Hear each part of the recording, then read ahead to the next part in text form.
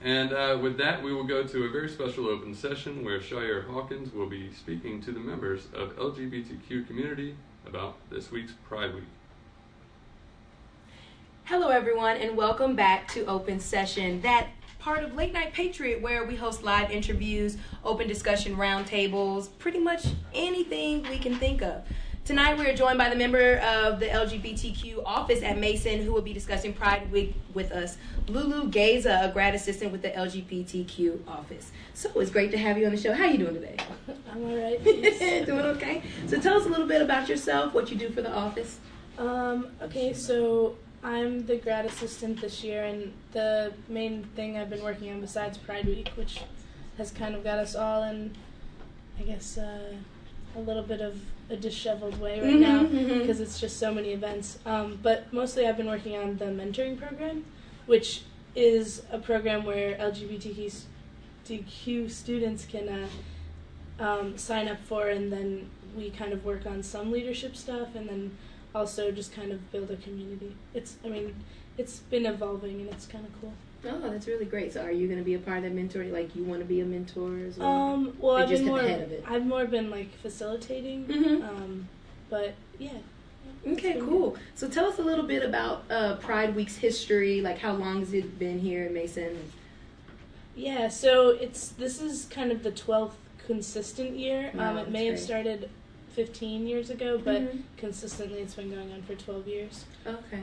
And I know you weren't here like 12 years ago, but like, do you know about any of the changes it's been? And especially from when you like first started with working with Pride Week, how's it changed? Yeah, well, I know that it was a lot smaller when it first started because there wasn't even an LGBTQ resource office. Oh, wow. And my boss, Rick Collar, like there wasn't anyone paid to work with the LGBTQ community. He actually came after it had already, I think, been going on for a while. But we were digging through stuff as we got ready for this Pride Week, and we found a program where he was the keynote speaker, which just seems funny because we really try to pull people from other places now. Yeah, I guess you had to use who you had. You know what I mean? I mean, especially started out small, but now that you're so big now, it's really great. So, how are you involved with the week? I know that you're like a part of like a planning committee because you actually work in the office, but did you actually get to create some of the programs for the week?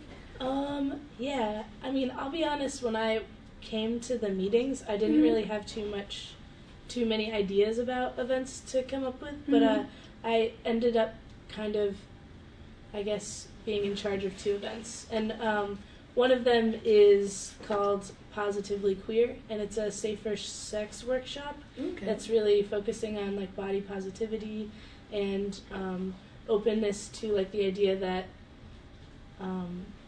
like we don't exactly know like what people identify with, and like kind of language that is more open to people of all genders. And that they actually accept? Yeah. Oh, okay, wonderful. Yeah, so I'm excited. We have an alum actually coming to do that workshop.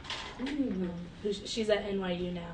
So. Oh, great. So that's I exciting. think that would actually be a great event for straight people as well. I think everyone should come. I think it's going to be really awesome. Yeah, wonderful. So what are some of the misconceptions that people have about Pride Week? Why I ask that is because we know that the drag show gets a lot of attention. Because I know I went last year and I thought it was fabulous. Like, I want to go again. It's really interesting. But that's what a lot of people know Pride Week for. So what do you think is like the main thing that we need to focus on for Pride Week?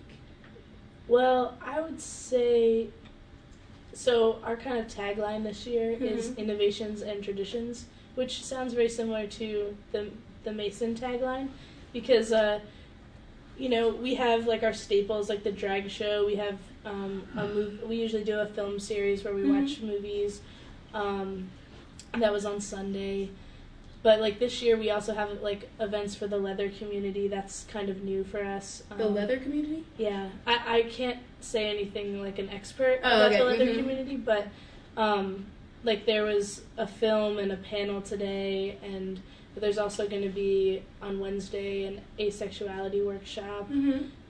So I think that like we're doing a much better job of showing like there's a lot more variation than people know, because the drag show like, it doesn't even really talk about sexuality. Like, the thing about drag shows, it's a performance. Yeah, entertainment. Yeah, it's entertainment, exactly. And even though I guess people who are often in drag shows might identify, that doesn't really mean anything necessarily about them. Yeah, and the idea of drag was actually supposed to be subversive at first, but it's, I mean, and sometimes it still is, but a lot it's more about the entertainment now, which, I mean, you know, if that's what you're looking for, that's fine. Yeah, but Pride Week is more about letting other people become aware of what it's about, you know. Yeah, and I think part of it is for us to enjoy also, because we have one event, it's semi-formal on Saturday, which it's just kind of so people can come expressing any gender they like. Great. So, I mean, I think it's both a learning opportunity and for us too.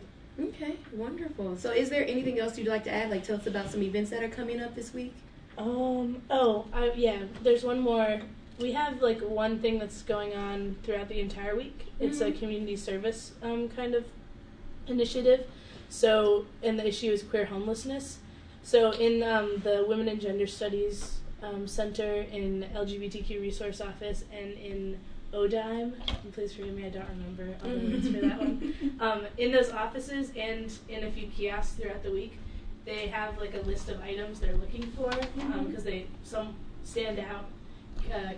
That's one of the LGBTQ student orgs, contacted a organization, so we're trying to do some outreach in that way. Wonderful, that's really great. And so right before we leave, what is your favorite event of Pride Week? Do you have one? I don't know. I don't think I do, honestly, but the events kind of vary each year, and, you know, like, the community service event is really good, I think. This year we're even having an event that is about kind of having a intentional discussion about an article that a transgender scholar wrote. Okay. So I'm excited about that. Okay, cool. So thank you so much for coming onto the show. It was really nice having you. Yeah, really nice to meet you. Yes. What a great interview that was. Absolutely. Thank you so much for sharing that. Learned a lot about the community. Absolutely.